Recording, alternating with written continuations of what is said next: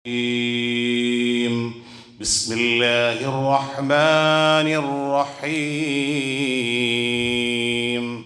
كنتم خير أمة أخرجت للناس تأمرون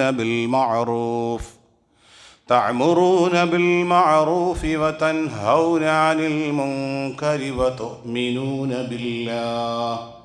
وأيضا قال الله تعالى: يا أيها الذين آمنوا اتقوا الله وقولوا قولا سديدا يصلح لكم أعمالكم ويغفر لكم ذنوبكم ومن يطع الله ورسوله فقد فاز فوزا عظيما. സ്നേഹ ബഹുമാന ആദരവുകൾ നിറഞ്ഞ പ്രിയ വിശ്വാസിനികളെ, പടച്ചനാഥൻ്റെ വിധിവിലക്കുകളും അവൻ്റെ നിയമനിർദ്ദേശങ്ങളും നമ്മുടെ രഹസ്യ ജീവിതത്തിലും പരസ്യ ജീവിതത്തിലും സൂക്ഷിച്ചുകൊണ്ട് നമുക്ക് മുകളിൽ അത്യുന്നതനായ ഒരു നാഥൻ നമ്മെ സദാ വീക്ഷിക്കുന്നുണ്ട് എന്ന ബോധ്യത്തോടെ യഥാർത്ഥ മുത്തക്കികളായി ജീവിതം നയിച്ചു കൊള്ളണമേ എന്ന് ആദ്യമായി സ്വന്തത്തോടെന്ന പോലെ നിങ്ങൾ ഓരോരുത്തരോടും സഗൗരവം ഉണർത്തുകയാണ്, വസിയ്യത്ത് ചെയ്യുകയാണ്. അല്ലാഹു സുബ്ഹാനഹു വ തആല നാം ഏവരെയും അവൻ്റെ ഇഷ്ടദാസന്മാരിൽ ഉൾപ്പെടുത്തി അനുഗ്രഹിക്കുമാറാകട്ടെ. ആഹ്ലാദത്തോടെയും ആനന്ദത്തോടെയും അള്ളാഹുവിൻ്റെ പരിശുദ്ധമായ ഈ മന്ദിരത്തിൽ ഒരുമിച്ച് കൂടിയതുപോലെ നാളെ അള്ളാഹുവിൻ്റെ ജന്നാത്തുൽ ഫിർദൗസിലും നമ്മെയും നമ്മുടെ മാതാപിതാക്കളെയും കുടുംബത്തെയും ഇതുപോലെ ഒരുമിച്ച് കൂട്ടി അനുഗ്രഹിക്കുമാറാകട്ടെ. ഇന്നത്തെ ഖുതുബ ഒരു കഥ പറഞ്ഞുകൊണ്ട് തുടങ്ങാം. ദീർഘമായി യാത്ര ചെയ്യുന്ന യാത്രക്കാരനായ ഒരു മനുഷ്യൻ അയാളുടെ ദീർഘമായ യാത്രയിൽ അയാൾ അസ്ർ നമസ്കാരത്തിനു വേണ്ടി ഒരു മസ്ജിദിൽ നമസ്കാരത്തിനു വേണ്ടി ഇറങ്ങി. അസ്ർ നമസ്കാരം കഴിഞ്ഞ് ആ പള്ളിയുടെ ചുറ്റുഭാഗവും ഒന്ന് ചുറ്റി നടന്ന് കാണുകയുണ്ടായി. ആ പള്ളിയിൽ മരണപ്പെട്ടവരെ കബറടക്കം ചെയ്യുന്ന ശ്മശാനത്തിന് സമീപം ഈ യാത്രക്കാരനായ മനുഷ്യനൊന്ന് ചുറ്റി നടന്നു. അവിടെ മരണപ്പെട്ടു പോയ ഓരോ മനുഷ്യരുടെയും മീസാൻ പലകയിൽ അടയാളം ചെയ്യാൻ വേണ്ടി വച്ചിരിക്കുന്ന ആ മീസാൻ പലകയിൽ ഓരോ മനുഷ്യരും ജീവിച്ചിരുന്ന ആയുഷ്കാലം എഴുതി വച്ചിരിക്കുകയാണ്. അദ്ദേഹം നോക്കുമ്പോൾ അതിൽ കാണുന്നത് ചിലര് 2 വർഷമാണ്, ചിലരുടേത് 3 വർഷമാണ്. ഇച്ചിരി കൂടുതൽ കാലം ജീവിച്ച ഒരു പേരിൻ്റെ ആളുടെ സ്ഥാനത്തേക്ക് നോക്കുമ്പോൾ 6 വർഷമാണ് അധിക കാലവും ഇവിടെ ജീവിച്ചത്. അദ്ദേഹം മനസ്സിൽ കരുതി, ഈ നാട്ടിൽ ശിശുമരണ നിരക്ക് വളരെ കൂടുതലാണ്, അങ്ങനെ ആയിരിക്കാം. മഗ്രിബ് നമസ്കാരം കഴിഞ്ഞ പള്ളിയുടെ അധികാരികളായ ആൾക്കാരൊക്കെ പള്ളിയിൽ വന്നപ്പോൾ പല വിഷയങ്ങളും സംസാരിക്കുന്നതിൻ്റെ കൂട്ടത്തിൽ ഈ ആതിഥേയനായ മനുഷ്യൻ അവിടുത്തെ പള്ളിയുടെ അധികാരികളോട് ചോദിച്ചു, ഈ നാട്ടിൽ ശിശുമരണ നിരക്ക് വളരെ കൂടുതലാണല്ലേ? ഇല്ല. എന്താ അങ്ങനെ ചോദിക്കാൻ കാരണം? ഞാൻ അസ്ർ നമസ്കാരത്തിനൂടെ എത്തിയിരുന്നു, നിങ്ങളുടെ ശ്മശാനവും ഒക്കെ ഞാനൊന്ന് ചുറ്റിക്കറങ്ങി കണ്ടു. ആ ഖബർസ്ഥാനിൽ ഓരോ മനുഷ്യരുടെയും ആയുസ് 2 വർഷം 3 വർഷം, ഇച്ചിരി കൂടുതൽ കാലം ജീവിച്ച ഒരാളുടെ ആയുസ് 6 വർഷക്കാലമാണ്. ആ പള്ളിയുടെ അധികാരികൾ പുഞ്ചിരിച്ചുകൊണ്ട് അദ്ദേഹത്തോട് പറഞ്ഞു, ഇത് അവരുടെ ആയുഷ്കാലത്തെക്കുറിച്ചല്ല ഞങ്ങൾ എഴുതി വച്ചിരിക്കുന്നത്. അവർ ഈ ലോകത്ത് ജീവിച്ചതിൽ അവരുടെ നന്മയുടെ കാലം എത്രയാണ്, എന്ന് കണക്ക് നോക്കിയിട്ട് ഒരു ആവറേജ് കണക്കാണ് ഞങ്ങൾ അവിടെ എഴുതിയത്. ആ യാത്രക്കാരനായ മനുഷ്യൻ ആ പള്ളിയുടെ അധികാരികളോട് പറഞ്ഞു, ഞാനെങ്ങാനും ഇവിടെ വച്ച് മരണപ്പെട്ടാൽ എൻ്റെ ഖബറിൻ്റെ മീസാൻ പലകയിൽ നിങ്ങൾ എഴുതി വെക്കണം, ഇങ്ങനെ ഒരാൾ ഭൂമിയിൽ ജീവിച്ചിരിപ്പുണ്ടായിരുന്നില്ല എന്ന് എഴുതി വെക്കണമെന്ന് ആ പള്ളി അധികാരികളോട് പറയുമ്പോൾ, പ്രിയമുള്ളവരെ, ഇതൊരു കഥയാണെങ്കിലും 40, 45, 50, 55 വർഷമായി നമ്മുടെ മുടികൾ നരച്ചു തുടങ്ങുന്നു, താടി രോമങ്ങൾ നരച്ചു തുടങ്ങി, അവയവങ്ങൾ ചുക്കിച്ചുളുങ്ങാൻ തുടങ്ങി. ഏത് നിമിഷവും മലക്കൽ മൗത്ത് ഇസ്രായീൽ അലൈഹിസ്സലാം നമ്മളുടെ ആത്മാവിനെ പിടിക്കുവാൻ വേണ്ടി കടന്നു വരും. ഈ കഥയിൽ നിന്നുള്ള ഒരു വലിയ പാഠം നാം നമ്മെക്കുറിച്ച് ചിന്തിക്കണം. റബ്ബുൽ ആലമീനായ നാഥന്റെ പ്രീതിക്ക് വേണ്ടി, അവന്റെ പൊരുത്തത്തിനു വേണ്ടി, ജനങ്ങളുടെ കയ്യടിക്ക് വേണ്ടിയിട്ടല്ല, ജനങ്ങളുടെ അംഗീകാരങ്ങൾക്ക് വേണ്ടിയിട്ടല്ല, റിയ ഇല്ലാതെ, പ്രകടനാത്മകതകളില്ലാതെ, ഇഖ്ലാസോടുകൂടി ഞാൻ എൻ്റെ ഈ ആയുഷ്കാലത്തിൽ, അതെ ഇന്ന് ജുമുഅ നമസ്കാരത്തിന്റെ ഈ സമയം വരെ എൻ്റെ കർമ്മ പുസ്തകങ്ങളൊന്ന് തൂക്കി നോക്കിയാൽ എത്രയുണ്ടാകും? നാം ആത്മപരിശോധന നടത്തണം പ്രിയമുള്ളവരെ. അല്ലാഹുവിന്റെ റസൂൽ സല്ലല്ലാഹു അലൈഹി വസല്ലമ തങ്ങൾ 63 വയസ്സുവരെയാണ് 14 നൂറ്റാണ്ടുകൾക്കപ്പുറം ജീവിച്ചിരുന്ന ആ പ്രവാചകന്റെ ആയുസ്. 40ാമത്തെ വയസ്സിലാണ് ലോകത്തിന്റെ മാർഗദീപമായ പരിശുദ്ധമായ വിശുദ്ധമായ ഖുർആനിന്റെ അവതരണത്തോടുകൂടി പ്രവാചകത്വത്തിന്റെ ആരംഭം. ആ റസൂലുള്ളാഹി സ്വല്ലല്ലാഹു അലൈഹി വസല്ലമ തങ്ങളുടെ 23 വർഷക്കാലത്തെ ജീവിതം ഖിയാമത്തു നാൾ വരെയുള്ള വിശ്വാസികൾക്ക് മാർഗദീപമാകുമ്പോ, അതൊരു വെളിച്ചമാകുമ്പോ, ഇരുളിൽ നിന്ന് ഇരുളിനെ വകഞ്ഞു മാറ്റി പ്രകാശത്തിന്റെ സമാധാനത്തിന്റെ ജീവിതം ആ പ്രവാചകൻ നമുക്ക് സംവിധാനിക്കുമ്പോ, 14 നൂറ്റാണ്ടുകൾക്കപ്പുറം ജീവിച്ചിരുന്ന ആ പ്രവാചകന്റെ ജീവിതത്തിന്റെ ഓരോ പ്രവർത്തനങ്ങളും എങ്ങനെയാണ് പ്രവാചകൻ ഉറക്കത്തിൽ നിന്ന് എഴുന്നേറ്റത്? ഉറക്കത്തിൽ നിന്ന് എഴുന്നേൽക്കുമ്പോൾ പ്രവാചകൻ എന്തു പറഞ്ഞു? ഭക്ഷണം കഴിക്കുമ്പോൾ അല്ലാഹുവിന്റെ റസൂൽ എന്തു പറഞ്ഞു? ആഹാരം കഴിച്ചതിന് ശേഷം എന്തു പറഞ്ഞു? നൂറ്റാണ്ടുകൾക്കപ്പുറം, 14 നൂറ്റാണ്ടുകൾക്കപ്പുറം ജീവിച്ച ആ പ്രവാചകന്റെ ജീവിതം അതുപോലെ ഒപ്പിയെടുത്ത് പ്രവാചകന്റെ സുന്നത്തുകളും ചര്യകളും നമ്മുടെ ജീവിതത്തിന്റെ അഖില മേഖലകളിലും പകർത്തുമ്പോ നാം ചിന്തിക്കേണ്ടത്, നാം ഈ ലോകത്ത് ജീവിക്കുന്ന ഈ ചെറിയ കാലയളവ് നമ്മുടെ കർമ്മ പുസ്തകത്തിൽ ഇഖ്ലാസുള്ള കർമ്മങ്ങൾ, നാം ചെയ്ത നമസ്കാരങ്ങൾ, നമ്മുടെ ദാനധർമ്മങ്ങൾ, നമ്മുടെ സക്കാത്തും നമ്മുടെ ഹജ്ജും, ഇതെല്ലാം പ്രകടനാത്മകതകൾക്കപ്പുറം ഞാൻ ഒറ്റയ്ക്കാകുന്ന എൻ്റെ ഖബറിന്റെ ജീവിതത്തിലും എൻ്റെ പരലോക ജീവിതത്തിലും എനിക്ക് ഉപകാരപ്പെടുന്നതോ എന്ന് നാം ആത്മപരിശോധന നടത്തണം പ്രിയമുള്ളവരെ. കാരണം വിശ്വാസികൾ മാതൃകയാകണം. ഞാൻ ഈ ഭൂമിയിൽ ജീവിച്ചിട്ട് എൻ്റെ ജീവിതം എൻ്റെ മാതാപിതാക്കൾക്ക്, എൻ്റെ മക്കൾക്ക്, ബഹുസ്വര സമൂഹത്തിന് മാതൃകയാകുന്നുണ്ടോ? അരുതായ്മകളിൽ നിന്ന്, ഹറാമുകളിൽ നിന്ന്, ചെയ്തികളിൽ നിന്ന് മാറി നിൽക്കാൻ കഴിയുന്നുണ്ടോ? കാരണം നമ്മുടെ ചുറ്റുപാടുകൾ മലിനമായി കൊണ്ടിരിക്കുന്നു. നാം ജീവിക്കുന്ന സമകാലിക സാഹചര്യങ്ങൾ ഇരുളിന്റെ അന്ധകാരങ്ങളായി മാറിക്കൊണ്ടിരിക്കുന്നു.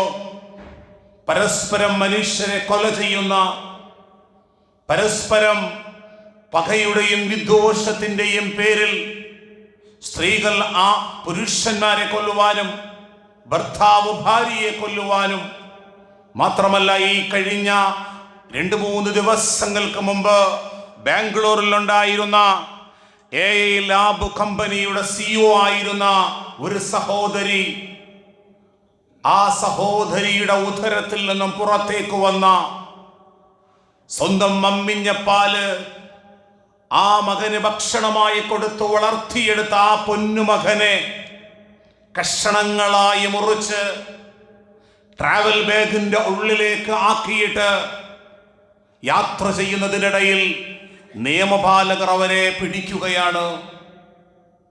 ലോകം അത്ഭുതത്തോടുകൂടി എങ്ങനെ ഒരു ഉമ്മ, എങ്ങനെ ഒരു സ്ത്രീ, ഈ ഒരു മനുഷ്യൻ എങ്ങനെ ചെയ്യുന്നു?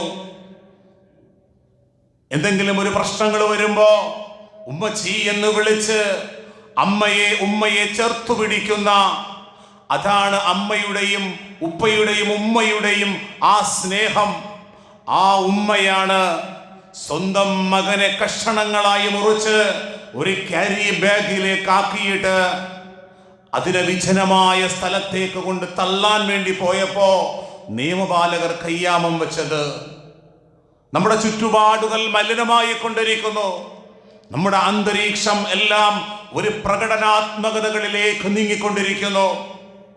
ഇക്കഴിഞ്ഞ 2 ആഴ്ചകൾ കൊണ്ട് ഭിന്നശേഷിക്കാരായ കുട്ടികൾക്ക് വേണ്ടി പ്രവർത്തിക്കുന്ന ഒരു ചാരിറ്റി പ്രവർത്തകൻ, കേരളത്തിലെ അറിയപ്പെട്ട മനുഷ്യർക്കിടയിൽ ഒരുപാട് മഹത്വവും ഒരുപാട് മോട്ടിവേഷൻ ക്ലാസ്സുകളും ഒക്കെ നടത്തുന്ന ഒരു മാർഗദീപമായ മനുഷ്യന്റെ ചെയ്തികളാണ് പുറത്തേക്ക് വന്നുകൊണ്ടിരിക്കുന്നത്. ഇവിടെയെല്ലാം ഒരു വിശ്വാസി മാതൃകയാകേണ്ടതുണ്ട്. ബഹുസ്വര സമൂഹം, പ്രിയമുള്ളവരെ, ഇരുളിന്റെ അന്ധകാരങ്ങൾക്കുള്ളിൽ ആപതിക്കുമ്പോ, നമ്മുടെ ചുറ്റുപാടും മോശമാകുമ്പോ വിശ്വാസി സമൂഹത്തിനൊരു ബാധ്യതയുണ്ട്. 2 തട്ടുകളുള്ള ഒരു കപ്പൽ, ആ കപ്പലിന്റെ മേൽഭാഗത്ത് താമസിക്കുന്ന സഹോദരന്മാർ കപ്പലിന്റെ താഴെ തട്ടിലേക്ക് ഇറങ്ങി വന്നുകൊണ്ടാണ് വെള്ളമെടുക്കുന്നത്. അവർക്ക് വേണ്ടുന്ന കാര്യങ്ങളെല്ലാം താഴെ തട്ടിലുള്ളവർ മേളിലേക്ക് പോയിട്ടാണ് ചെയ്യുന്നത്. അപ്പോ മേളിലേക്ക് കയറി പോകുമ്പോൾ അവർക്കത് ബുദ്ധിമുട്ടാകുന്നു.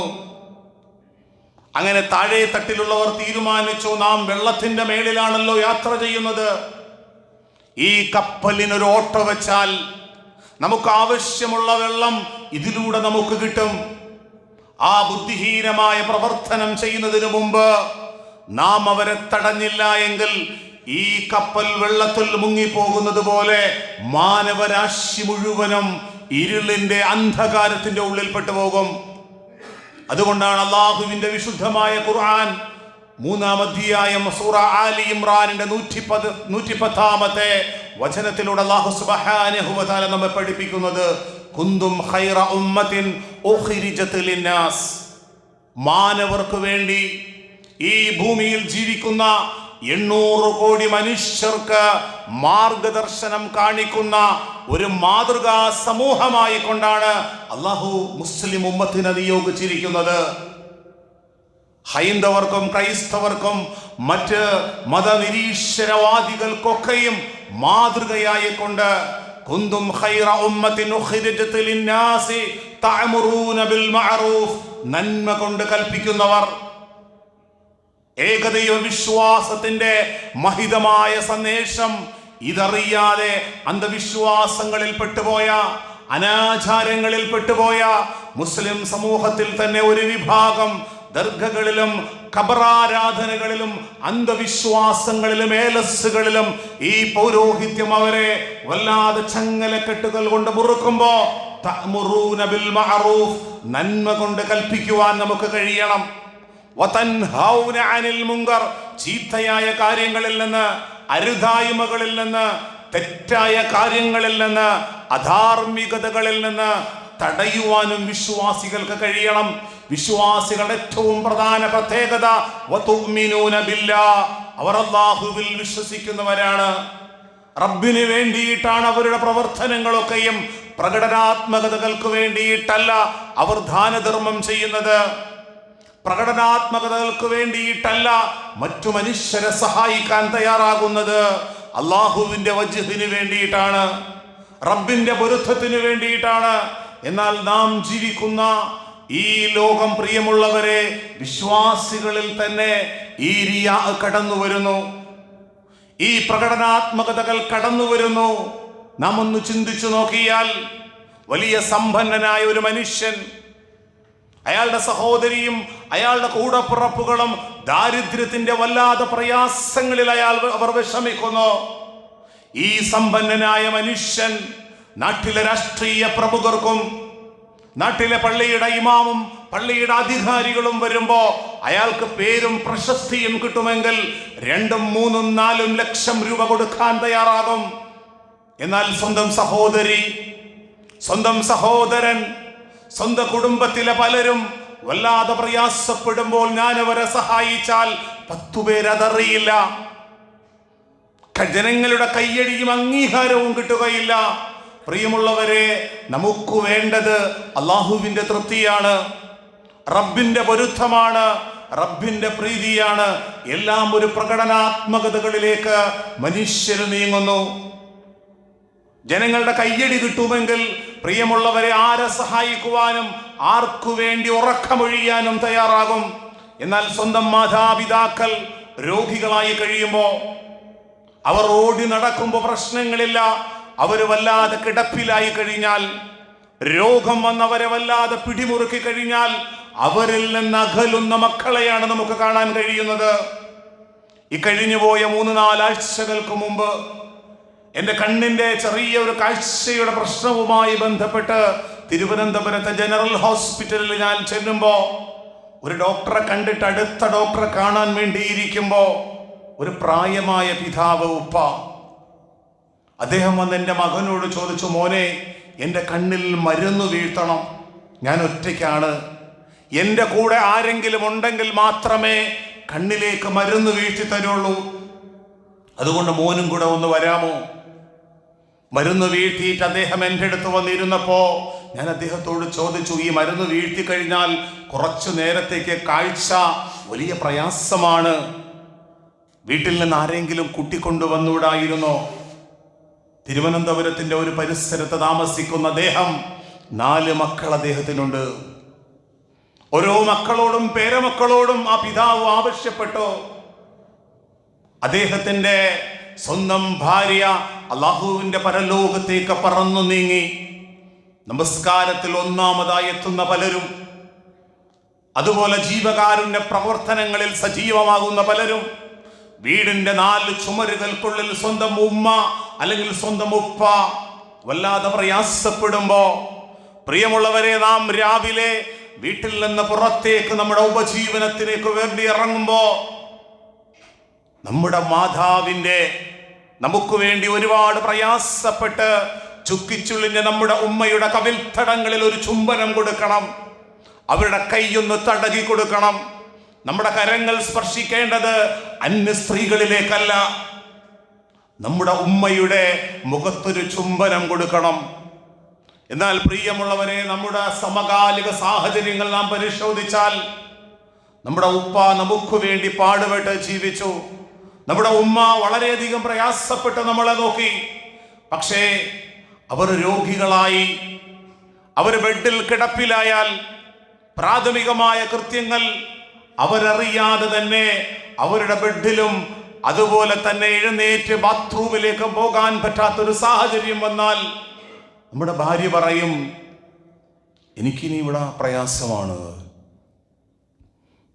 നിങ്ങളുടെ ഉപ്പയ്ക്ക് വേണ്ടി, നിങ്ങളുടെ ഉമ്മയ്ക്ക് വേണ്ടി പ്രയാസപ്പെടാൻ എനിക്ക് ബുദ്ധിമുട്ടാൻ പ്രയാസമാണ്, നമുക്ക് വേറൊരു വീട് നോക്കണം.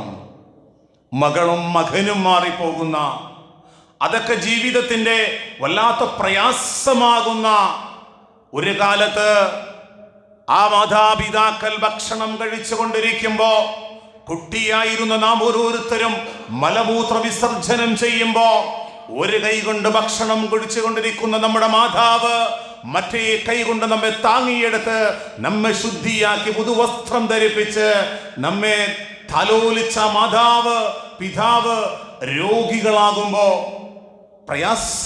പ്രയാസവും ശാരീരികമായ പ്രതിസന്ധികളും വരുമ്പോ, പ്രിയമുള്ളവരെ, കാരുണ്യത്തോടുകൂടി പെരുമാറാൻ കഴിയണം. ലോകത്തിന്റെ പ്രവാചകൻ സല്ലല്ലാഹു അലൈഹി വസല്ലമ തങ്ങൾ പറഞ്ഞു, റിളല്ലാഹി വറിളൽ വാലിദൈൻ, അല്ലാഹുവിന്റെ പ്രീതി, അല്ലാഹുവിന്റെ പൊരുത്തം മാതാപിതാക്കളുടെ തൃപ്തിയിലാണ്. വസുഖ്തുല്ലാഹ്, അല്ലാഹുവിന്റെ കോപം, റബ്ബിന്റെ കോപം, വസഖതൽ വാലിദൈൻ, മാതാപിതാക്കളുടെ കോപത്തിലാണ്. എന്റെ മാതാപിതാക്കൾ എന്നിൽ സംതൃപ്തമാണെങ്കിൽ റബ്ബിന്റെ സംതൃപ്തി നമുക്കുണ്ടാകും. നമ്മൾ നമസ്കാരത്തിലും ദാനധർമ്മങ്ങളിലുമൊക്കെ ഉണ്ടാകും. പക്ഷേ നമ്മുടെ മാതാവ്, എൻ്റെ ഉപ്പ നമ്മളെ തൊട്ട് അതൃപ്തിയിലാണെങ്കിൽ റബ്ബ് സുബ്ഹാനഹു വ തആല നമ്മെ അതൃപ്തിയിലാണ്. പ്രയാസപ്പെടുമ്പോ, അവർ രോഗികളാകുമ്പോ, അവരുടെ ശരീരങ്ങളിൽ നിന്ന് പൊട്ടിപ്പഴുപ്പും രക്തവും പുറത്തേക്ക് വരുമ്പോ, ശരീരം വല്ലാത്ത ദുർഗന്ധമാകുമ്പോ വൃത്തിയാക്കി കൊടുക്കാൻ, അവരെ പരിചരിക്കാൻ, അവരെ ചേർത്തു പിടിക്കാൻ നമുക്ക് കഴിയണം. പലപ്പോഴും നമ്മൾ പുറത്തു ഭക്ഷണം കഴിക്കാൻ വേണ്ടി കുടുംബവുമായി, ഭാര്യയും മക്കളുമായി പുറത്തേക്ക് പോകുമ്പോ നമ്മുടെ മക്കൾ പറയും, ഉപ്പുപ്പയ്യ കൂട്ടുണ്ട, ഉപ്പുപ്പയ്ക്ക് വേണ്ടുന്ന ഭക്ഷണം വാങ്ങിക്കൊണ്ട് കൊടുക്കാം. ഉമ്മുമ്മയെ കൂട്ടുണ്ട, കാരണം ആ യാത്രയിൽ ഉമ്മുമ്മ നമുക്കൊരു തടസ്സമാണ്. നമുക്ക് അവർക്ക് വേണ്ടുന്ന പൊതി വാങ്ങി ഭക്ഷണം കൊണ്ട് കൊടുക്കാം. പ്രിയമുള്ളവരെ, ഒരു കാലത്ത് ഓടി നടന്ന നമ്മുടെ മാതാപിതാക്കളെ പരിചരിക്കാനും ശുശ്രൂഷിക്കാനും കഴിയണം. മഹാനായ സിദ്ദീഖുൽ അക്ബർ റളിയല്ലാഹു അൻഹു നമസ്കാരം കഴിഞ്ഞ് അദ്ദേഹം ഇറങ്ങി ഓടുന്നതാണ് പലപ്പോഴും കാണുന്നത്. ഒരു ദിവസം അദ്ദേഹത്തിന്റെ ഒരു സുഹൃത്ത് എവിടേക്കാണ് അദ്ദേഹം ഓടിപ്പോകുന്നതെന്ന് അന്വേഷിക്കുമ്പോ കുറെ അകലങ്ങളിൽ അദ്ദേഹം യാത്ര ചെയ്തു പോയിട്ട് ഒരു വീടിന്റെ ഉള്ളിലേക്ക് മഹാനായ സിദ്ദീഖുൽ അക്ബർ റളിയല്ലാഹു അൻഹു കയറി പോവുകയാണ്. അതിന്റെ ഉള്ളിൽ രോഗം വന്ന് ശരീരത്തിൽ വ്രണങ്ങൾ വന്നിട്ട് എഴുന്നേൽക്കാൻ കഴിയാതെ പ്രാഥമികമായ കൃത്യങ്ങൾ നിർവഹിച്ച് ആ ബെഡിൽ തന്നെ കിടക്കുന്ന ഒരു ഉമ്മ, ആ ഉമ്മയെ നന്നായി പരിചരിച്ചിട്ട് അവരുടെ വസ്ത്രം കഴുകി പുറത്തേക്ക് ഉണക്കാനിട്ടിട്ട് അവർക്ക് വേണ്ടുന്ന ഭക്ഷണവും കൊടുത്ത് പുറത്തേക്ക് ഇറങ്ങിപ്പോകുന്ന സിദ്ദീഖുൽ അക്ബർ റളിയല്ലാഹു അൻഹുവിനെയാണ് ആ അനുചരന് കാണാൻ കഴിഞ്ഞത്. അവരത് പ്രവർത്തിച്ചിരുന്നത് റബ്ബിന്റെ പ്രീതിക്ക് വേണ്ടിയിട്ടാണ്, അള്ളാഹുവിന്റെ പൊരുത്തത്തിന് വേണ്ടിയിട്ടായിരുന്നു. ഇന്നമാ നുത്ഇമുകും ലിവജ്ഹില്ലാ, അവർ ആഹരിപ്പിച്ചിരുന്നത്, അവർ സഹായിച്ചിരുന്നത്, അവർ ജീവകാരുണ്യ പ്രവർത്തനങ്ങളിൽ ഏർപ്പെട്ടിരുന്നത് ഇന്നമാ നുത്ഇമുകും ലിവജ്ഹില്ലാ, അള്ളാഹുവിന്റെ പ്രീതിക്ക് വേണ്ടിയിട്ടായിരുന്നു. ലാ നുരീദു മിൻകും ജസാഅൻ വലാ ശുകൂറാ, ജനങ്ങളിൽ നിന്നുള്ള കയ്യടിയോ അവരിൽ നിന്നുള്ള അംഗീകാരമോ ആയിരുന്നില്ല അവർ പ്രതീക്ഷിച്ചിരുന്നത്. അള്ളാഹുവിന്റെ വജ്ഹായിരുന്നു, റബ്ബിന്റെ പ്രീതിയായിരുന്നു.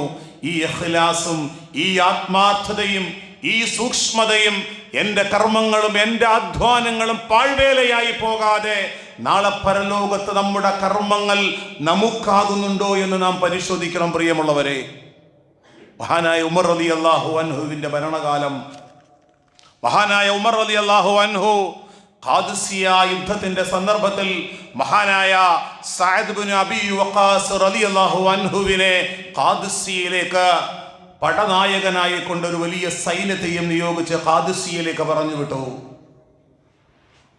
2-3 ആഴ്ചക്കാലം കഴിഞ്ഞ് ഒരു മടങ്ങി വരേണ്ട സമയമായപ്പോ മഹാനായ ഉമർ റളിയല്ലാഹു അൻഹു മദീനയുടെ ബൗണ്ടറിയിൽ പോയി അവരെ കാത്തിരിക്കുമായിരുന്നു.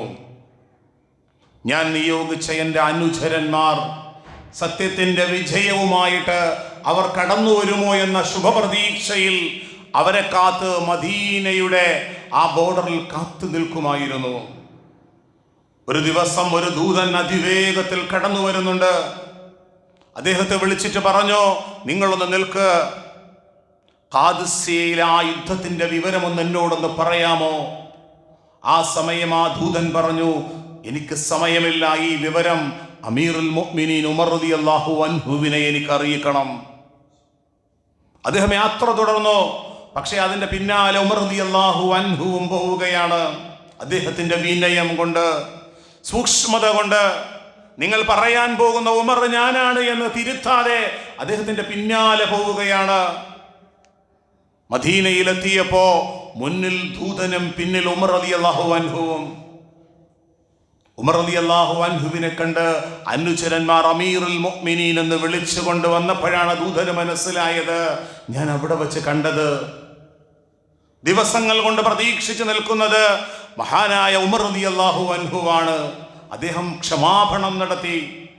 അദ്ദേഹം അതിലേക്ക് ശ്രദ്ധ കൊടുക്കാതെ മഹാനായ ഉമർ റളിയല്ലാഹു അൻഹു ചോദിച്ചു, ഖാദിസിയയുടെ അവസ്ഥ എന്താണ്, ആ യുദ്ധത്തിന്റെ സാഹചര്യം? അദ്ദേഹം പറഞ്ഞു, അൽഹംദുലില്ലാഹ്, ഖാദിസിയയിൽ വിശ്വാസികളുടെ മുസ്ലിം സൈന്യം വിജയിക്കുകയുണ്ടായി. മഹാനായ ഉമർ റളിയല്ലാഹു അൻഹു ചോദിച്ചു, അവരിൽ ആരൊക്കെയാണ് ആ യുദ്ധത്തിൽ രക്തസാക്ഷികളായത്? ആ സമയത്ത് ആ ദൂതൻ ഫുലാൻ ഇബ്നു ഫുലാൻ, ഇന്നയാൾ എന്ന് ഓരോരുത്തരെയും ഉമർ റളിയല്ലാഹു അൻഹുവിനെ അറിയാവുന്ന വ്യക്തികൾ ഓരോന്നോരോന്നായി പറഞ്ഞു. എന്നിട്ട് ആ ദൂതൻ അവസാനമായി ഉമർ റളിയല്ലാഹു അൻഹുവിനോട് പറഞ്ഞു, വഖവാമുൻ ആഖറൂന ലാ യഅലമുന അമീറുൽ മുഅ്മിനീൻ. ആ യുദ്ധത്തിൽ പിന്നെയും ചിലർ രക്തസാക്ഷികളായ അമീറുൽ മുഅ്മിനീൻ, അവരുടെ പേരും അവരുടെ അഡ്രസ്സും എനിക്കറിയില്ല, താങ്കൾക്കും അറിയില്ല. ഉമർ റളിയല്ലാഹു അൻഹു അത് കേട്ട് സങ്കടം കൊണ്ട് കരഞ്ഞു. എന്നിട്ട് അമീറുൽ മുഅ്മിനീൻ ഉമർ റളിയല്ലാഹു അൻഹു അദ്ദേഹത്തോട് പറഞ്ഞു, ലാ യദുറുഹും അല്ലാ യഅരിഫുഹും ഉമർ വലാകിൻ അല്ലാഹ യഅരിഫുഹും. ആ മരണപ്പെട്ടു പോയ എനിക്ക് പേരറിയാത്ത, നിങ്ങൾക്ക് പേരറിയാത്ത ആ വ്യക്തികളെ കുറിച്ച് അള്ളാഹുവിന് കൃത്യമായി അറിയാം. ഈ ഉമർ അവരെ കുറിച്ച് അറിഞ്ഞിട്ട് എന്ത് കാര്യം? പക്ഷേ അറിയേണ്ടവൻ അള്ളാഹു അറിയുന്നുണ്ട്. അവരുടെ മനസ്സിന്റെ ഉള്ളിലുണ്ടായിരുന്ന തേട്ടം അള്ളാഹുവിന്റെ അംഗീകാരമാണ്, റബ്ബിന്റെ പ്രീതിയാണ്, അവന്റെ പൊരുത്തമാണ്. ഇതല്ലാതെ അവരുടെ മനസ്സിൽ മറ്റൊന്നും കടന്നു വന്നിട്ടുണ്ടായിരുന്നില്ല. മഹാനായ പ്രവാചകൻ സല്ലല്ലാഹു അലൈഹി വസല്ലമ തങ്ങൾ വിശുദ്ധമായ ഖുർആനിലെ സൂറത്തുൽ ബയ്യിന അവതരിക്കുമ്പോൾ മഹാനായ ഉബയ്യ് ഇബ്നു കഅബ് റളിയല്ലാഹു അൻഹുവിനോട് പറഞ്ഞു, യാ ഉബയ്യേ, സൂറത്തുൽ ബയ്യിന എന്ന അധ്യായം അവതരിച്ചപ്പോ തന്റെ അനുചരനെ ചേർത്ത് പിടിച്ചുകൊണ്ട്, ഉബയ്യ് റളിയല്ലാഹു അൻഹുവിനെ ചേർത്ത് പിടിച്ചുകൊണ്ട് പ്രവാചകൻ സല്ലല്ലാഹു അലൈഹി വസല്ലമ തങ്ങൾ പറയുകയാണ്, ഇന്നല്ലാഹ അമറനി അൻ യഖറഅ അലൈക സൂറത്തുൽ ബയ്യിന. യാ ഉബയ്യേ, അല്ലാഹു എന്നോട് കൽപ്പിച്ചു താങ്കൾക്ക് സൂറത്തുൽ ബയ്യിന ഓതി തരാൻ. ലം യകുനിൽ ലദീന കഫറൂ മിൻ അഹ്ലിൽ കിതാബ് എന്ന ആ വിശുദ്ധമായ സൂറത്തുൽ ബയ്യിന താങ്കൾക്ക് ഓതി തരുവാൻ വേണ്ടി അല്ലാഹു എന്നോട് കൽപ്പിച്ചു. ഈ സമയം മഹാനായ ഉബയ്യ് റളിയല്ലാഹു അൻഹു അദ്ദേഹത്തോട് ചോദിച്ചു, സമ്മാനി അല്ലാഹു ബി, പ്രവാചകരെ എന്റെ പേരെടുത്തു പറഞ്ഞോ. ഉബയ്യിന് ഈ സൂറത്തുൽ ബയ്യിന ഓതിക്കൊടുക്കണമെന്ന് ആകാശത്തിന്റെ നാഥനായ രക്ഷിതാവ് അങ്ങയോട് പറഞ്ഞോ. നഅം യാ ഉബയ്യ്, അല്ലാഹുവിന്റെ റസൂൽ പറഞ്ഞ അതേ ഉബയ്യേ. മഹാനായ ഉബയ്യ് റളിയല്ലാഹു അൻഹു ഫബക്കത ഉബയ്യ് ഇബ്നു കഅബ് റളിയല്ലാഹു അൻഹു ഫർഹം ബിഹാ, സന്തോഷം കൊണ്ട്, ആഹ്ലാദം കൊണ്ട് മഹാനായ കഅബ് റളിയല്ലാഹു അൻഹു കരഞ്ഞുപോയി എന്ന ചരിത്രം വ്യക്തമാക്കുമ്പോ, പ്രിയമുള്ളവരെ, നാം മനസ്സിലാക്കേണ്ടത് നമ്മുടെ ജീവിതത്തിന്റെ കർമ്മങ്ങളിലൊക്കെയും, നമ്മുടെ കർമ്മ പുസ്തകങ്ങളിലൊക്കെയും നാം ഈ ലോകത്ത് ജീവിക്കുകയും, ഈ ആറ്റിങ്ങലിന്റെ ടൗണിൽ ഒരു ഫുട്പാത്ത് കച്ചവടക്കാരനായിട്ടുള്ള ഒരു മനുഷ്യൻ കച്ചവടത്തിന്റെ സമയം കഴിഞ്ഞ് അസ്സലാത്തു ഹയ്യ അലസ്സലാ എന്ന് വിളിക്കുമ്പോ ആ ഫുട്പാത്ത് കച്ചവടക്കാരൻ അവന്റെ ഫ്രൂട്ട്സുകളും കച്ചവടങ്ങളും അവിടെ ഇട്ടിട്ട് മസ്ജിദിലേക്ക് ഓടി വരുമ്പോ, ലോകത്തൊരാളും അയാളെ കുറിച്ച് പറയപ്പെട്ടിട്ടില്ലെങ്കിലും ആകാശത്തിന്റെ നാഥൻ ആ വ്യക്തിയെ കുറിച്ച് പറയുന്നുണ്ട് എന്നാണ് ഉബയ്യിന്റെ ചരിത്രം നമ്മെ ഓർമ്മപ്പെടുത്തുന്നത്. നമുക്കുണ്ടാകേണ്ടത് ആ അല്ലാഹുവിന്റെ പ്രീതിയാണ്, അവന്റെ പൊരുത്തമാണ്. ഇതാണ് നമ്മുടെ മനസ്സിനോട് നാം നിരന്തരം ചോദിക്കേണ്ടത്. നാം ഉറങ്ങാൻ കിടക്കുമ്പോ, നാം ഒരു ദിവസം പൂർണ്ണമായും നമ്മുടെ ജീവിതത്തിന്റെ അക്കൗണ്ടിൽ നിന്ന് തീർന്ന് രാത്രി ഉറങ്ങാൻ വേണ്ടി കിടക്കുമ്പോ നാം നമ്മോട് ചോദിക്കണം, ഞാൻ അനുഷ്ഠിച്ച എൻ്റെ നമസ്കാരങ്ങൾ, ഇന്ന് ഞാൻ നൽകിയ എൻ്റെ ദാനധർമ്മങ്ങൾ, എൻ്റെ ഉമ്മയ്ക്ക് വേണ്ടി, എൻ്റെ ഉപ്പയ്ക്ക് വേണ്ടി ഞാൻ ചെയ്ത സഹായങ്ങൾ, എൻ്റെ കുടുംബത്തിലെ പലരും സാധുക്കളാണ്, രഹസ്യമായി ഞാൻ അവരെ പലപ്പോഴും സഹായിച്ചിട്ടുണ്ട്. ഈ സഹായങ്ങളൊക്കെയും റബ്ബേ നിന്റെ വജ്ഹിന് വേണ്ടിയിട്ടാണോ? എൻ്റെ ഖബറിൽ, എൻ്റെ മരണാനന്തരം, നാളെ പരലോകത്ത് മീസാൻ എന്ന തുലാസിൽ ആ തുലാസിൽ സഖുലത്ത് ഭാരമുള്ളതാകുമോ? മീസാൻ എന്ന തുലാസിൽ ഖനമുള്ളതാകുമോ എന്ന് നാം നമ്മോട് ആത്മപരിശോധന ചെയ്യും.